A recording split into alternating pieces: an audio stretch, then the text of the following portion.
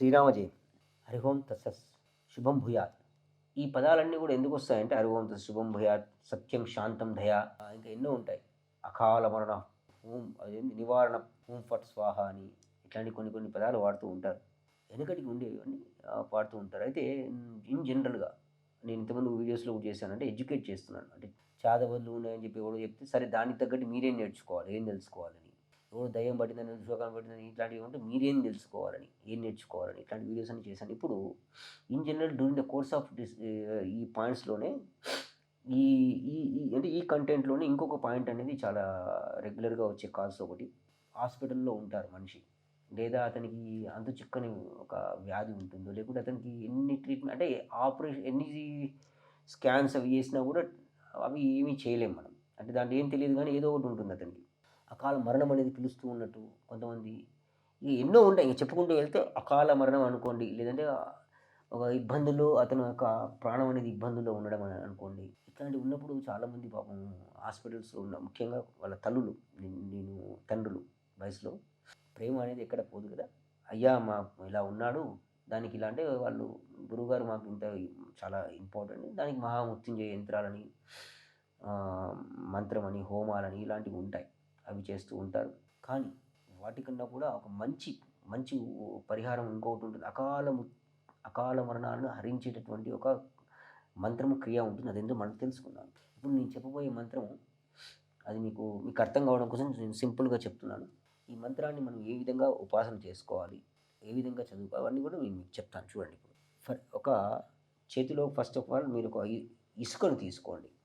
మీరు మీ ఇంట్లో దొరికే ఇసుక అయినా సరే, లేకుంటే ఎక్కడ ఇసుక దొరికినా సరే తెచ్చిపెట్టుకోండి ఫస్ట్ మొట్టమొదటిగా. ఒళ్ళో పెట్టుకోండి. మీ యొక్క ఒళ్ళో పెట్టుకోండి. తెచ్చిపెట్టుకొని కవర్‌లో వేసి ఒళ్ళో పెట్టుకోండి. పెట్టుకున్న తర్వాత ఇప్పుడు నేను చెప్పబోయే మంత్రం ఉంటుంది. ఓం నమో భగవతే ఓం పాసనహస్సం ధంకే ఉపసవాఓని ఈ ఈ ఈ జీనాన ఏమ ఇహ అభిభవంతు స్వాహ అనే మంత్రం ఉంటుంది.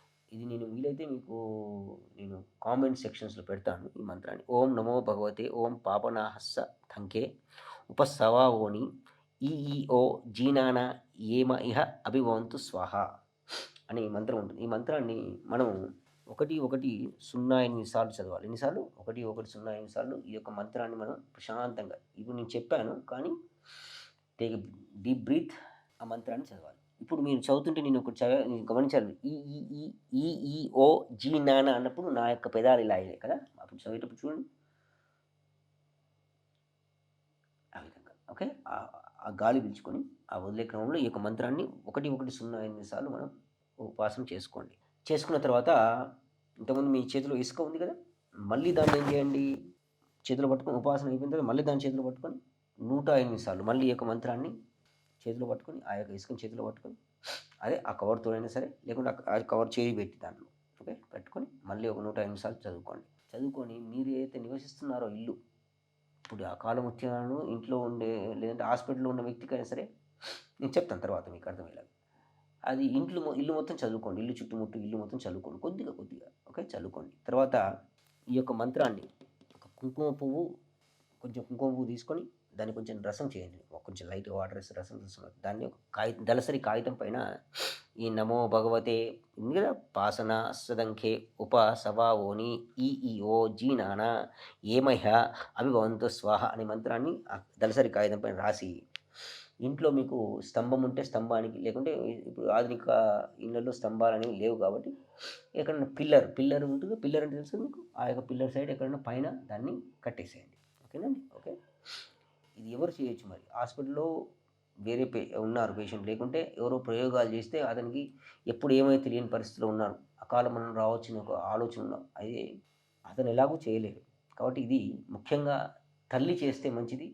లేదా ఇక లేదు అంటే మీరు చేయలేని పరిస్థితిలో ఎవరైనా గురువు దగ్గర అంటే ఈ శాస్త్రం తెలిసిన ఆ ఉపదేశం ఉన్నటువంటి వాళ్ళు మీరు ఇన్ని సార్లు చదవలేని స్వామి అంటే అలాగ ఉపదేశం చేసినటువంటి ఆ యొక్క ఉపాసన చేసుకుంటున్న వాళ్ళ దగ్గరికొచ్చి ఇది మీ ఆ ఇసుకను తీసుకొని వెళ్ళి ఈ విధంగా చేసుకోవచ్చు.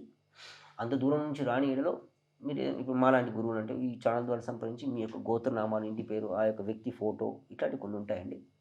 అట్లాంటివి మాకు ఇచ్చినా ఇది చేయొచ్చు. మేము చేసి ఆ ఇసుకను ఏదైనా కొరియర్ ఎక్కడెక్కడ పంపాలో ఏంటో కానీ ఈ మంత్రం రాసుకునేది మాత్రం మీ హ్యాండ్ రైటింగ్‌తో రాయాలి. అది గురువులు వచ్చి సొంతంగా మీ చేత్తో ఎవరో ఒకరు ఇంట్లో చేయండి. కుటుంబ సభ్యులు ఎవరైనా సరే రక్త సంబంధికులు. ఇట్లాంటివి చేసుకుంటే ఈ అకాల మరణాలనేవి ఉన్నా గూడా అవన్నీ హరించుకుపోతాయి. ఇంతటి మంచి విషయాన్ని మీరొక్కరే తెలుసుకుంటే ఎలా 10 మందికి తెలియజేయండి. శ్రీరామ జయం.